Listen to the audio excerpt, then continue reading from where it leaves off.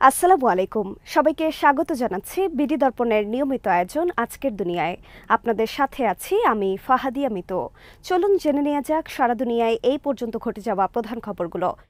রুশ president Vladimir Putin হুঁশিয়ারি দিয়ে বলেছেন, দরকার হলে পশ্চিমা দেশগুলোতে হামলা চালাতে পিছপা হবেন না তিনি। পশ্চিমাদের দেওয়া দূরপাল্লার ক্ষেপণাস্ত্র ব্যবহার করে গত মঙ্গল ও বুধবার রাশিয়ার ভূখণ্ডে হামলা চালায় ইউক্রেন। পাল্টা ব্যবস্থা হিসেবে বৃহস্পতিবার ইউক্রেনের নিপ্রো এলাকায় নতুন ধরনের ক্ষেপণাস্ত্র দিয়ে হামলা চালায় রাশিয়া। প্রথমে একে আন্তঃমহাদেশীয় ব্যালিস্টিক ক্ষেপণাস্ত্র মনে করা হলেও পরে মস্কো জানিয়েছে সেটি নতুন প্রজন্মের হাইপারসনিক ক্ষেপণাস্ত্র ছিল। এই ক্ষেপণাস্ত্র পারমাণবিক অস্ত্র বহন করতে পারে বলে জানিয়েছেন পুতিন। যুক্তরাষ্ট্র ও যুক্তরাজ্যের দেওয়া ক্ষেপণাস্ত্রগুলো আঘাত হানার আগেই রাশিয়ার আকাশ প্রতিরক্ষা ব্যবস্থা সেগুলো ধ্বংস করে দিয়েছে বলে জানিয়েছেন পুতিন। তিনি বলেন, শত্রুরা যা লক্ষ্য করেছিল তা অর্জন করতে পারেনি। আর রাশিয়ার ওপর হামলা চালাতে যেসব দেশ তাদের অস্ত্র ব্যবহারের অনুমতি দিয়েছে ওই দেশগুলোর সামরিক স্থাপনায় হামলার বিষয়টিও বিবেচনা করতে পারে মস্কো। পুতিনের দেওয়া তথ্য অনুযায়ী বৃহস্পতিবার ছোড়া ক্ষেপণাস্ত্রটির নাম ওরেশনিক। এটি মধ্যপাল্লার একটি হাইপারসনিক ব্যালিস্টিক ক্ষেপণাস্ত্র। এদিকে ইউক্রেন যুদ্ধ বন্ধে যুক্তরাষ্ট্রের নবনির্বাচিত প্রেসিডেন্ট ডোনাল্ড ট্রাম্পের সঙ্গে আলোচনায় বসতে চান রাশিয়ার প্রেসিডেন্ট ভ্লাদিমির পুতিন। তবে এই ক্ষেত্রে তার কিছু শর্ত রয়েছে, যেমন ইউক্রেনে রাশিয়ার দখল করা ভূখণ্ডগুলো নিয়ে বড় কোনো ছাড় দিতে চান না তিনি। আর পশ্চিমা সামরিক জোট ন্যাটোতে যোগ দেওয়ার ইচ্ছা ত্যাগ করতে হবে ইউক্রেনকে। ক্রেমলিনের এই ভাবনার বিষয়ে জানাশোনা আছে এমন 5টি সূত্র এই তথ্য জানিয়েছে।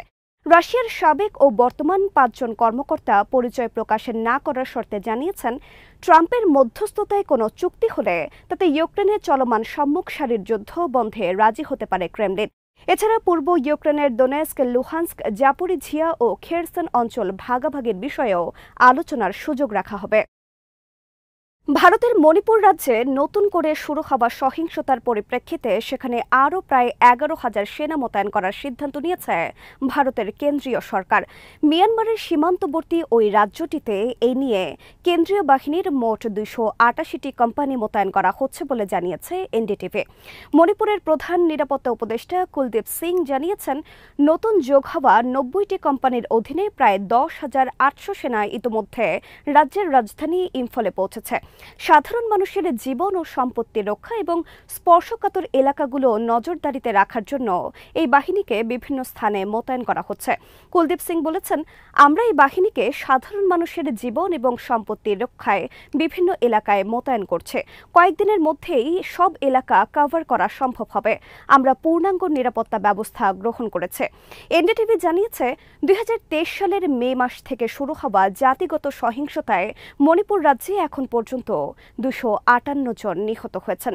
কুলদীপ সিং বলেন, মণিপুরে স্থিতিশীলতা ফিরিয়ে আনতে রাজ্য police, central reserve police force, BSF, সেনাবাহিনী, আসাম রাইফেলস, ইন্দো তিব্বত সীমান্ত পুলিশ এবং সশস্ত্র সীমা বল একসঙ্গে কাজ করছে। নতুন সহিংসতার ঘটনায় গত 7 নভেম্বর মণিপুরের জিরিবামের জাইরাওয়ান গ্রামে হমার সম্প্রদায়ের এক নারীকে মেইতেই বিদ্রোহীরা হত্যা করেছে বলে অভিযোগ ওঠে। এর প্রতিশোধ হিসেবে 11 নভেম্বর কুকি বিদ্রোহীরা জিরিবামের বরবেকরা গ্রামে হামলা চালায়।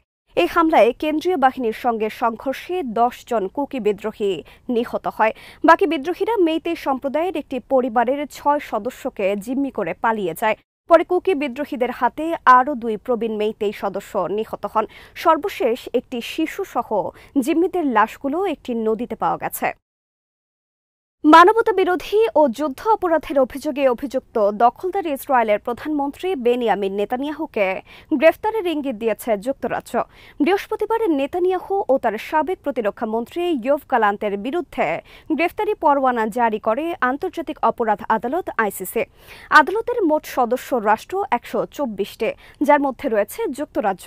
ব্রিটিশ সরকার ইঙ্গিত দিয়েছে, ওয়ান্টেড ম্যান নেতানিয়াহু যদি যুক্তরাজ্যে আসেন তাহলে তাকে গ্রেফতার করা হবে। প্রধানমন্ত্রী কিয়ার স্টারমারের মুখপাত্র এই ব্যাপারে বলেছেন, অভ্যন্তরীণ ও আন্তর্জাতিক আইন মেনে চলার যুক্তরাজ্যের যেই বাধ্যবাধকতা রয়েছে এটি সবসময় মেনে চলবে। নেতানিয়াহুকে গ্রেফতার করা হবে কিনা সরাসরি এমন প্রশ্ন করা হলে জবাবে তিনি বলেন, আমি নির্দিষ্ট কোনো মামলা নিয়ে কথা বলবো না। এর আগে অপর এক ব্রিটিশ মুখপাত্র বলেন, আমরা আন্তর্জাতিক আদালতের স্বাধীনতাকে সম্মান করি, যেটি পৃথিবীর সবচেয়ে গুরুতর অপরাধ ও আন্তর্জাতিক বিষয়াবলী নিয়ে তদন্ত ও বিচার করার প্রাথমিক আন্তর্জাতিক প্রতিষ্ঠান।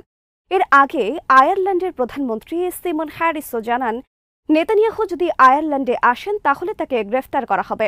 এ ব্যাপারে তাকে প্রশ্ন করা হলে সরাসরি জবাব দিয়ে তিনি বলেন, অবশ্যই আমরা আন্তর্জাতিক আদালতকে সম্মান করি এবং তাদের পরোয়ানা প্রয়োগ করে। কানাডার প্রধানমন্ত্রী জানিয়েছেন, তার দেশও আন্তর্জাতিক আদালতের সিদ্ধান্তকে সম্মান জানাবে। এক সংবাদ সম্মেলনে জাস্টিন ট্রুডো বলেন, আমরা আদালতের প্রতিষ্ঠাতা সদস্যদের একটি এবং আমরা আদালতের সব নিয়ম ও সিদ্ধান্ত মেনে চলব।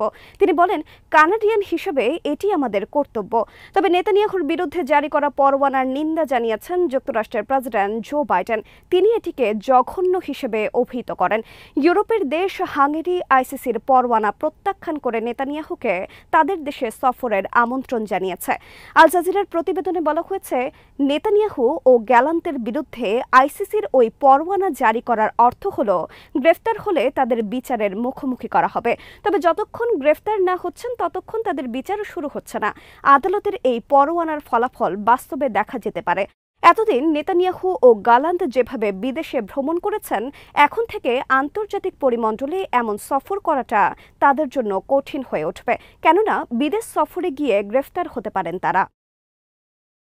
লেবানন ভিত্তিক প্রতিরোধ সংগঠন হিজবুল্লাহ জানিয়েছে, তাদের যোদ্ধারা শুক্রবার দক্ষিণ লেবাননে ঢুকে পড়া ইসরায়েলি সেনা ও উত্তর ইসরায়েলের সামরিক স্থাপনা লক্ষ্য করে দফায় দফায় হামলা চালিয়েছে। হামলায় দখলদার বাহিনীর ব্যাপক ক্ষয়ক্ষতি হয়েছে।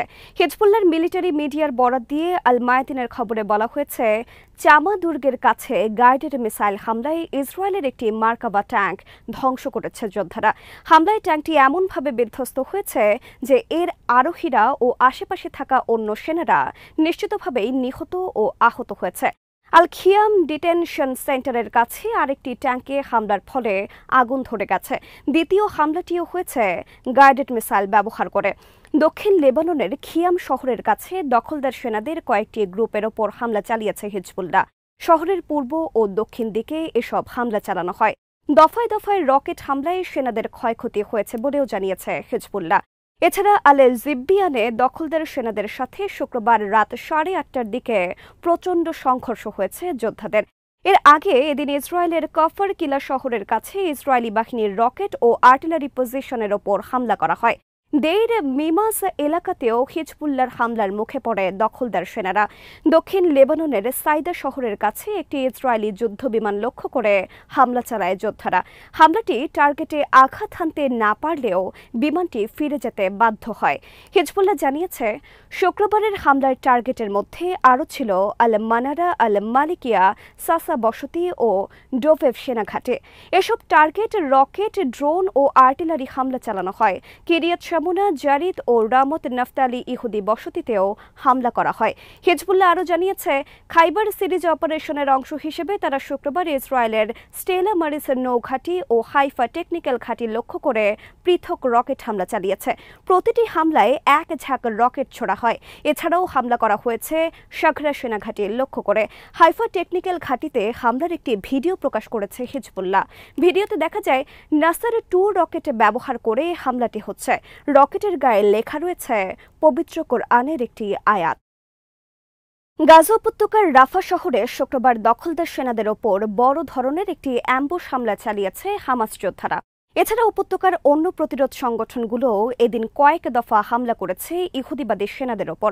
হামাসের সামরিক শাখা আল কাসম ব্রিগেডস জানিয়েছে, রাফা শহরের বুর্জ আওয়াদ স্টেশনের কাছে বহুমুখী একটি হামলা চালিয়েছে তাদের যোদ্ধারা।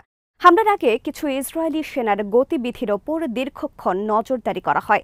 এরপর 4 সেনাকে আল ঘোল স্নাইপার রাইফেলের গুলিতে ধরাশায়ী করে, যার মধ্যে 2 জনের মৃত্যু নিশ্চিত করা হয়েছে হামাসের পক্ষ থেকে। এর কিছুক্ষণ পর তাদের উদ্ধার করতে এগিয়ে আসে একটি মার্কাবা ট্যাঙ্ক। যোদ্ধারা পরপর 2টি আল ইয়াসিন 105 রকেট দিয়ে ট্যাঙ্কটির ওপর হামলা চালায়। হামলার ফলে ট্যাঙ্কটিতে আগুন ধরে যায়। ক্ষতিগ্রস্ত ট্যাঙ্কটিতে টেনে নিতে একটি মিলিটারি বুলডোজার পাঠায় ইসরায়েলি বাহিনী। এরপর বুলডোজারের ওপরও হামলা করা হয় একই রকমভাবে। এরপর সেখানে দখলদার সেনাদের একটি উদ্ধারকারী হেলিকপ্টার ল্যান্ড করতে দেখা গেছে। গাজা থেকে আল মায়াদিনের প্রতিনিধি জানিয়েছেন, রাফা শহরের পূর্ব দিকে হেলিকপ্টার অবতরণের সময় প্রচুর আর্টিলারি হামলা হয়েছে। এছাড়া উত্তর গাজার জাবালিয়া ক্যাম্পের কাছে একটি বাড়িতে আশ্রয় নেওয়া একদল সেনার ওপর টিবিজি শেল দিয়ে হামলা চালিয়েছে আল কাসামের যোদ্ধারা। হামলায় নিশ্চিতভাবেই সেনারা হতাহত হয়েছে। উপত্যকার অন্য প্রতিরোধ সংগঠনগুলোও শুক্রবার লড়াই করেছে ইসরায়েলি সেনাদের বিরুদ্ধে। আল কুদস ব্রিগেডস ও আল নাসেরের সালাউদ্দিন ব্রিগেডস জানিয়েছে, তারা যৌথভাবে জোহর আল দিক এলাকায় ইসরায়েলি কমান্ড অ্যান্ড কন্ট্রোল সেন্টারের ওপর মর্টার হামলা চালিয়েছে। আল আকসা শহীদ ব্রিগেডের যোদ্ধারা জাবালিয়া ক্যাম্পের কাছে সেনাদের তাঁবুর ওপর ১৬০টি রকেট হামলা চালিয়েছে। ভারতের আদানি শিল্পগোষ্ঠীর সঙ্গে ২৫০ কোটি মার্কিন ডলারের বেশি অর্থের চুক্তি বাতিলের ঘোষণা দিয়েছে আফ্রিকার দেশ কেনিয়া। আল জাজিরা জানিয়েছে, ঘুষ ও প্রতারণার অভিযোগে যুক্তরাষ্ট্রে আদানি গোষ্ঠীর প্রধান গৌতম আদানি অভিযুক্ত হওয়ার পর কেনিয়া এই ঘোষণা দিল। বিশ্বের অন্যতম শীর্ষ ধনী গৌতম আদানি গত বুধবার যুক্তরাষ্ট্রের কৌশলীরা গৌতম আদানি ও তার কয়েকজন সহযোগীকে অভিযুক্ত করেন। একই দিন গৌতম আদানির বিরুদ্ধে যুক্তরাষ্ট্রে গ্রেফতারি পরোয়ানা জারি করা হয়। তার ভাতিজা সাগর আদানির বিরুদ্ধেও গ্রেফতারি পরোয়ানা জারি করা হয়েছে। যদিও আদানি গোষ্ঠী এক বিবৃতিতে যুক্তরাষ্ট্রের কৌশলীদের অভিযোগকে ভিত্তিহীন বলে অভিহিত করেছে। পাশাপাশি তারা সম্ভাব্য সব আইনি ব্যবস্থা গ্রহণ করা হবে বলে জানিয়েছে। কেনিয়ার প্রেসিডেন্ট উইলিয়াম রুটো দেশটির পার্লামেন্টে দেওয়া এক ভাষণেই আদানি গোষ্ঠীর সঙ্গে হওয়া দুটি চুক্তি বাতিলের ঘোষণা দেন। একটি চুক্তির অর্থমূল্য প্রায় ২০০ কোটি মার্কিন ডলার। এই চুক্তির আওতায় দেশটির জোমো কেনিয়াত্তা আন্তর্জাতিক বিমানবন্দরে দ্বিতীয় রানওয়ে করার কথা ছিল আদানি গোষ্ঠীর। এছাড়া ৩০ বছর মেয়াদী ইজারার আওতায় বিমানবন্দরের যাত্রী টার্মিনাল উন্নত করার কথা ছিল। প্রেসিডেন্ট রুটো তার ঘোষণায় আরও বলেন, তিনি আরেকটি ৩০ বছর মেয়াদী ৭৩ কোটি ৬০ লাখ মার্কিন ডলারের অংশীদারিত্ব চুক্তি বাতিল করছেন। আদানি গোষ্ঠীর একটি ফার্ম গত মাসে কেনিয়ার জ্বালানি ও পেট্রোলিয়াম মন্ত্রণালয়ের সঙ্গে বিদ্যুৎ সঞ্চালন লাইন আজ এখানেই শেষ করছে। সবাই ভালো থাকুন, সুস্থ থাকুন আর দেখতে থাকুন বিডি দর্পণ। চ্যানেলটি ভালো লাগলে সাবস্ক্রাইব করুন, সংযুক্ত থাকুন আমাদের ফেসবুক পেজে। আল্লাহ হাফেজ।